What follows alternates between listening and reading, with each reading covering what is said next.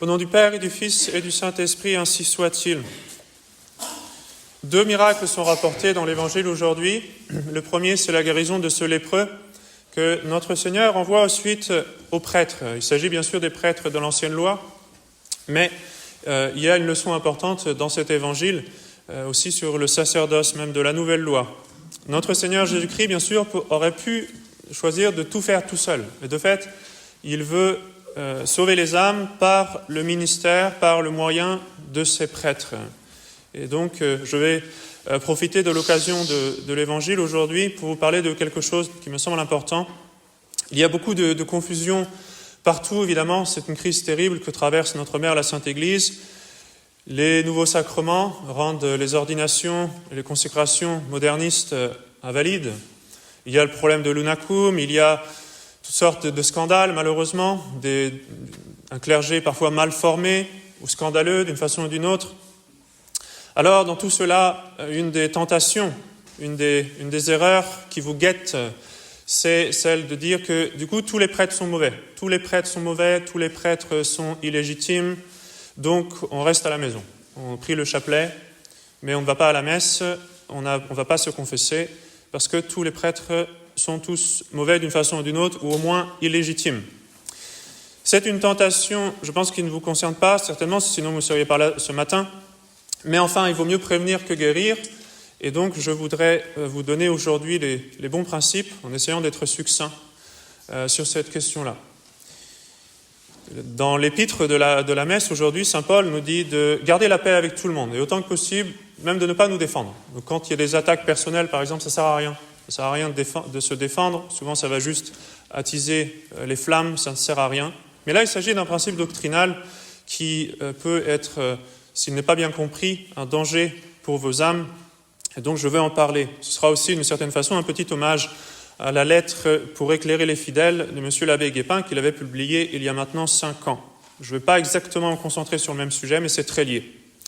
Cette erreur, donc, part d'une bonne intention, savoir l'obéissance aux lois de l'Église. Il y a des lois de l'Église qui régulent les choses de façon très claire, très précise. Donc, tel prêtre a le droit de faire telle chose. On ne peut pas, normalement, ouvrir une chapelle sans l'autorisation de l'évêque du diocèse. Même l'administration du baptême est réservée au curé de la paroisse, etc., etc. Tout est très fixé, tout est très cadré dans l'Église. Mais c'est sous apparence de bien, comme j'ai dit, parce qu'en croyant obéir à ces lois de l'Église, en fait, on désobéit à des lois beaucoup plus importantes qui leur sont supérieures. Déjà, pour commencer, comprenez bien une chose, c'est qu'il est impossible qu'il n'y ait plus de prêtres légitimes dans l'Église. C'est quelque chose qui est impossible. Donc déjà, si quelqu'un vous dit cela, sachez que c'est faux. L'Église est indéfectible, c'est-à-dire qu'elle continuera jusqu'à la fin des temps avec tous ces éléments essentiels. Et font partie de ces éléments essentiels les sacrements, et en particulier le sacerdoce, qui nous permet d'avoir les sacrements. Donc il faut que jusqu'à la fin des temps, restent des prêtres dans l'Église, et même des évêques. Donc jusqu'à la fin des temps, il y aura des prêtres, il y aura des évêques. Bien sûr, parfois, il y a des difficultés. On connaît tous l'exemple des Japonais, qui n'ont pas eu de missionnaires pendant très longtemps. Mais dans l'Église universelle, il doit toujours y avoir des prêtres. Notre Seigneur Jésus-Christ a institué les premiers prêtres, les apôtres. C'est lui-même qui leur a donné les pouvoirs sacerdotaux. Mais il n'y aura pas de nouveaux apôtres, c'est-à-dire notre Seigneur ne va pas venir du haut du ciel redonner la prêtrise à une Église qui l'aurait perdue. Le sacerdoce s'est transmis depuis les apôtres de génération en génération et doit continuer de se transmettre jusqu'à la fin des temps. Et même saint Paul, qui a été ajouté après, on peut dire, fait partie des apôtres, mais il ne peut plus y avoir d'apôtres. La révélation divine, la révélation publique est terminée à la mort du dernier apôtre. Notre Seigneur ne reviendra qu'à la fin des temps. Et notre Seigneur donc ne peut pas rétablir le sacerdoce du ciel, comme si l'Église pouvait le perdre pour un temps et le retrouver après. Cela, ce n'est pas juste mon opinion, c'est le catéchisme de saint Pie X qui nous l'enseigne de façon très claire. Permettez-moi d'en citer 2 questions. Le sacerdoce catholique est-il nécessaire dans l'Église ? Réponse, le sacerdoce catholique est nécessaire dans l'Église parce que sans lui, les fidèles seraient privés du saint sacrifice de la messe et de la plus grande partie des sacrements. Ils n'auraient personne pour les instruire dans la foi, ils resteraient comme des brebis sans pasteur à la merci des loups. En un mot, l'Église n'existerait plus comme Jésus-Christ l'a instituée. Donc il s'agit d'une question d'indéfectibilité. L'Église doit continuer à avoir des prêtres jusqu'à la fin des temps. Question suivante. Le sacerdoce catholique ne cessera donc jamais sur la terre?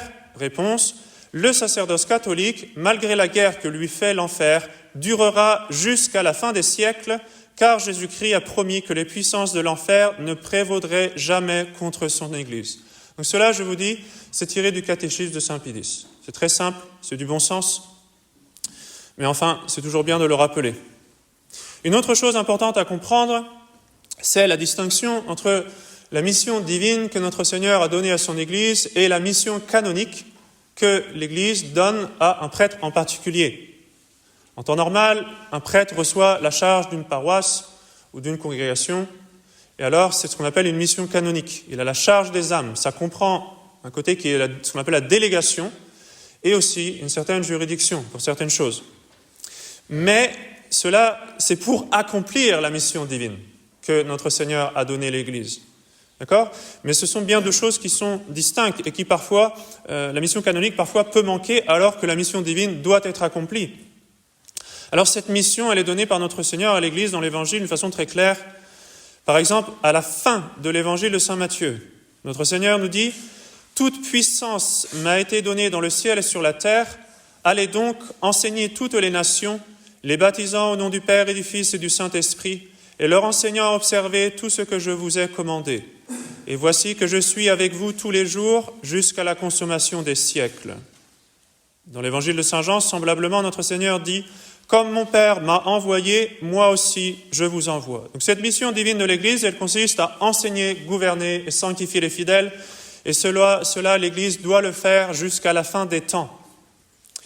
La canonique, par contre, c'est cette nomination, cette délégation que l'évêque dans un diocèse donne à un curé, que l'Église donne au clergé, tout simplement pour organiser, pour structurer cette mission divine que notre Seigneur a confiée à l'Église. C'est pour qu'elle s'accomplisse bien.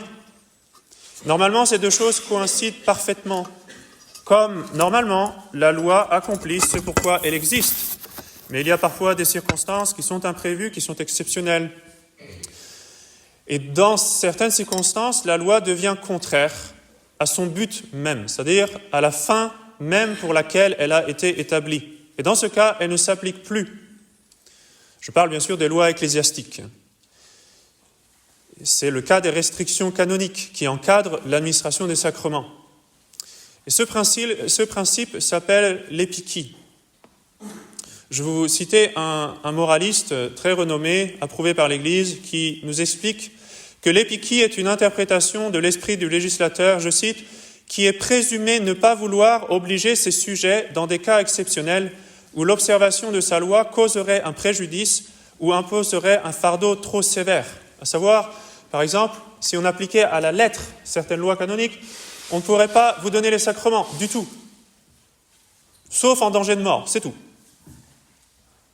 Ce n'est pas évidemment l'intention des lois qui ont été appliquées, qui ont été établies dans l'Église. Ce n'est pas pour cela que les lois canoniques ont été instaurées. Elles ont été instaurées au contraire pour que les sacrements soient bien donnés.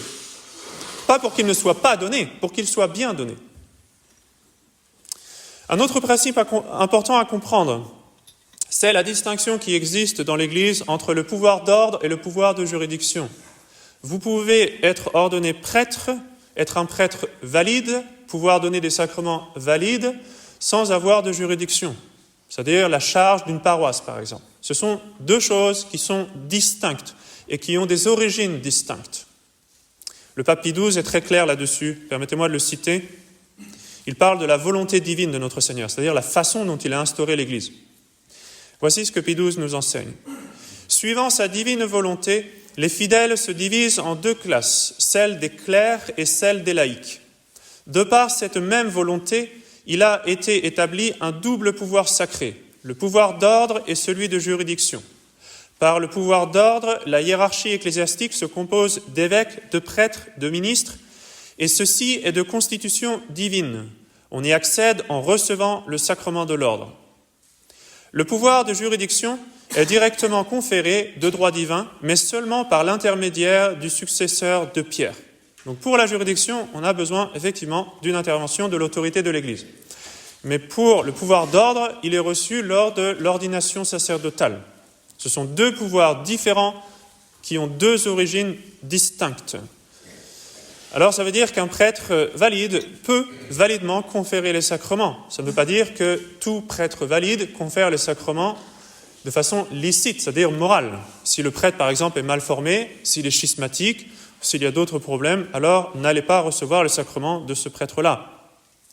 On ne peut pas, d'un autre côté, prétendre à une juridiction qui ne nous a pas été donnée. Donc on ne peut pas dire, puisque l'évêque de Nantes ne vaut rien, c'est un moderniste, alors c'est maintenant, à partir d'aujourd'hui, ce sera moi l'évêque de Nantes. Comme ça, c'est bien pratique. Ce sera moi l'évêque de Nantes, c'est moi qui décide de tout. Je ne peux pas faire cela, monsieur l'abbé de la Chanelly non plus. Mais le pouvoir d'ordre, cependant, confère une ordination valide. Et nous avons non seulement le droit, mais même le devoir d'exercer ce pouvoir d'ordre pour subvenir aux besoins des âmes. Je pourrais vous citer tous les théologiens de l'Église parce que c'est une doctrine commune. Je vais me cantonner aux deux théologiens qui font autorité plus que tout autre dans l'Église sur cette question et qui sont des saints et qui sont des docteurs de l'Église, à savoir saint Thomas d'Aquin et saint Alphonse de Liguori. Saint Thomas d'Aquin nous explique que par l'ordination, le prêtre a le pouvoir des clés, c'est-à-dire le pouvoir d'absoudre les péchés et les censures ecclésiastiques. En temps ordinaire, ce pouvoir est organisé et limité et restreint par l'Église. Mais il y a des cas de nécessité où cette restriction de l'Église ne s'applique plus. C'est le cas, par exemple, du danger de mort. C'est un cas assez évident et du coup qui, au cours des siècles, a même été inclus dans la loi de l'Église. Mais le principe, lui, il est toujours vrai. Pas que des cas de mort. D'autres cas de nécessité peuvent survenir. Voici ce que dit saint Thomas d'Aquin. Tout prêtre, pour ce qui est du pouvoir des clés, a puissance sur tous les fidèles et quant à tous les péchés sans distinction. S'il ne peut pas absoudre de tous les péchés, c'est parce que, de par une loi de l'Église, il n'a qu'une juridiction limitée ou n'en a pas du tout. Pensez à un prêtre, par exemple, qui n'a aucune juridiction, aucune charge d'âme. Saint Thomas continue. Mais comme la nécessité n'a pas de loi, si le cas de nécessité se présente, la loi de l'Église n'empêche plus que le prêtre absolve, même sacramentellement, dès lors qu'il a la puissance des clés, c'est-à-dire il est ordonné prêtre, et cette absolution du prêtre étranger vaut autant que celle du propre prêtre, le curé. Et non seulement tout prêtre peut alors absoudre du péché, mais il peut absoudre aussi de l'excommunication, quel que soit celui qui l'a porté, car cette absolution relève aussi de la juridiction dont la limite vient d'une loi ecclésiastique, qu'on appelle la juridiction sacramentale. La nécessité n'a pas de loi, nous dit saint Thomas, de façon très claire. La nécessité n'a pas de loi, ça ne s'applique pas bien sûr à la constitution divine de l'Église, aux lois divines. On ne peut pas, par exemple, dire, il n'y a pas de prêtre pour faire la messe, la nécessité n'a pas de loi, donc moi, simple laïc, je dis la messe. Ça ne marchera pas, ça ne sera pas valide, bien sûr. Mais pour un prêtre valide, la nécessité exige qu'il vienne au secours des âmes, même s'il n'a pas été délégué explicitement pour le faire. Le grand principe, la loi la plus importante de l'Église est celle-ci, salus animarum suprema lex, c'est-à-dire la loi suprême et le salut des âmes. Donc autrement dit, si le droit canonique, à cause de certaines circonstances, va nuire aux âmes, alors ces lois ecclésiastiques sont suspendues. Je vais vous donner un exemple très simple à comprendre, qui vous fait comprendre que c'est du bon sens. Imaginez un voyage en mer, vous êtes sur un navire, après tout la Sainte Église est la barque de Pierre, vous êtes sur un navire, et alors tout va bien au début, il y a un médecin officiel qui a été nommé, c'est lui le médecin du bateau. Bon, bien sûr, parmi les passagers, il y a aussi des médecins. Ils sont peut-être en vacances, en croisière, que sais-je. Mais, bien sûr, tant qu'il y a un médecin officiel, ces médecins-là ne peuvent pas ouvrir leur cabinet de médecin sur le bateau. Ça va de soi. C'est absolument illégal, illégitime. Ils ne peuvent pas faire cela, ils ne doivent pas le faire, et s'ils le font, ils vont se faire arrêter par la sécurité du bateau. Cependant, si le médecin de bord vient lui-même à mourir, ou bien si le médecin de bord devient fou et se met à tuer les gens au lieu de les secourir, évidemment, on va faire appel aux autres médecins. Et tous les passagers qui sont médecins non seulement peuvent, mais doivent, ils ont une obligation de charité qui oblige, sous peine de péché grave, à venir au secours des passagers. Et le médecin, s'il voit qu'il va bientôt mourir, il doit aussi s'inquiéter et se dire, il faut que d'une façon ou d'une autre, quelqu'un puisse me succéder, que quelqu'un prenne ma place, si moi-même je viens à mourir de la peste ou de choléra ou je ne sais pas quoi. C'est du bon sens, si vous voulez, tout cela. Donc la même chose est vraie dans l'Église, pour une question qui est bien plus importante.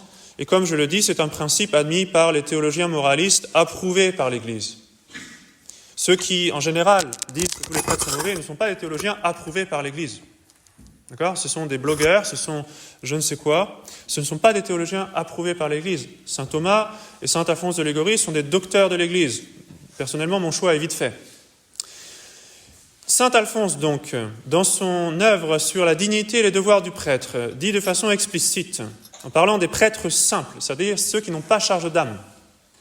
Il nous dit qu'ils ne peuvent pas se cacher, dire « moi ça ne me regarde pas, ce n'est pas mon problème ». Voici ce qu'il dit. « Il ne sert de rien qu'on dise « je suis un simple prêtre, je n'ai pas charge d'âme.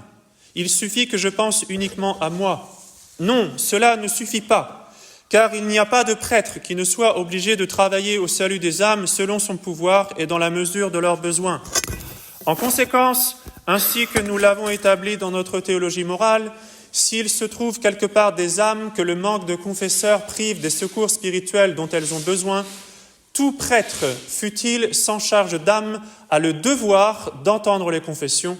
Et s'il ne se croit pas capable de ce ministère, il doit s'en rendre capable, c'est-à-dire il doit se former. Donc ça explique aussi la nécessité même d'instituer des séminaires pour former les prêtres, justement. Et si la crise perdure, évidemment, on comprend la nécessité de transmettre le sacerdoce, de former de nouveaux prêtres, et donc d'organiser tant bien que mal des séminaires où ils puissent être formés, même si, normalement, on ne peut pas faire de séminaire sans la permission de l'évêque diocésain. Je retourne à cette analogie du voyage en mer. Le médecin doit s'assurer que quelqu'un ensuite, si lui-même voit qu'il va bientôt mourir, que quelqu'un puisse subvenir aux nécessités. Donc, tant bien que mal, il essaie de donner quelques rudiments à une personne qui peut-être a déjà quelques dispositions. Saint Alphonse dit encore « Je ne sais comment on peut excuser de péché un prêtre qui voit autour de lui les âmes dans un pressant besoin des secours spirituels et qui, faute de zèle, néglige de les aider alors qu'il pourrait les instruire des vérités de la foi, leur annoncer la parole de Dieu et les entendre à confesse. Non, je ne sais pas comment il se pourra qu'au jour du jugement, ce prêtre échappe à la condamnation et à la peine portée par le Seigneur contre ce serviteur paresseux, coupable d'avoir enfoui le talent qu'il devait faire valoir. » Donc vous voyez que ce n'est pas juste un droit, c'est un devoir très strict. Il en va du salut de notre âme pour le prêtre. Alors comme corollaire de cette doctrine également, un point important à considérer, c'est que le prêtre ne doit pas être considéré uniquement comme, excusez-moi l'expression, une machine à sacrement. C'est parfois une chose que l'on entend. C'est-à-dire, bon, le prêtre, très bien, qu'il donne les sacrements, mais il n'a rien à dire, surtout qu'il ne fasse pas la leçon, qu'il ne nous enseigne pas. C'est contraire à ce que vient de nous dire saint Alphonse, de façon très claire. Il faut des prêtres pour enseigner la foi. C'est contraire aussi à ce que disait le catéchisme de saint Pédis. En vertu de son caractère sacerdotal, le prêtre a aussi le devoir et le droit de prêcher et d'instruire. Et notamment, dans le devoir même d'administrer les sacrements, justement. Il doit s'assurer que les personnes auxquelles il administre les sacrements sont bien disposées, sont formées, sont instruites.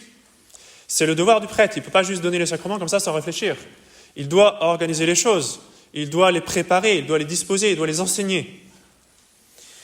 Si vous voulez, c'est la même chose qu'avec les parents. De même qu'on ne peut pas dire que les prêtres sont de simples machines à sacrement, on ne peut pas dire que les parents, excusez-moi l'expression, sont de simples machines à enfants. C'est-à-dire, il ne s'agit pas uniquement de faire des enfants. Après, il faut les éduquer. C'est un droit et c'est un devoir qui découle immédiatement du fait d'avoir donné le jour à des enfants. Et bien, de même, l'instruction des fidèles relève du prêtre. C'est un droit et c'est un devoir. Et pour cela, Dieu merci, il a des grâces d'État. L'organisation du culte relève du prêtre. C'est un droit et c'est un devoir, etc., etc. Tout ce qui concerne le culte et la religion relève du prêtre. Pour lui, c'est un droit et c'est un devoir. Alors pour terminer, permettez-moi de donner une dernière citation de saint Alphonse qui nous parle de la dignité du prêtre. En fait, il reprend l'enseignement d'un certain nombre de docteurs et de pères de l'Église.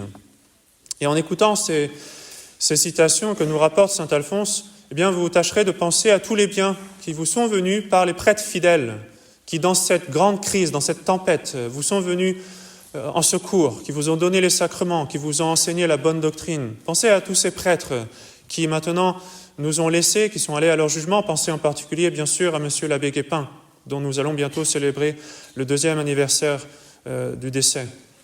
Et puis, s'il vous plaît, pensez aussi à prier pour ceux qui marchent à leur suite. Alors voilà ce que saint Alphonse rapporte des prêtres. En fait, il cite beaucoup d'auteurs, comme je l'ai dit. Saint Pierre d'Amiens appelle le prêtre le guide du peuple de Dieu et le chef de son armée. Il est, dit saint Bernard, le gardien de l'épouse du Christ, c'est-à-dire de l'Église. Après Dieu, s'écrit saint Clément, pape, le Dieu d'ici-bas, c'est le prêtre.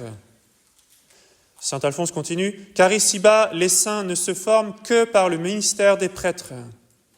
Quoi de plus honorable que les prêtres, s'écrie saint Flavien, puisqu'ils tiennent dans leurs mains les espérances et le salut de tous les hommes. Nos parents, dit saint Jean Chrysostome, nous ont engendrés à la vie présente, les prêtres nous engendrent à la vie éternelle. Au nom du Père et du Fils et du Saint-Esprit, ainsi soit-il.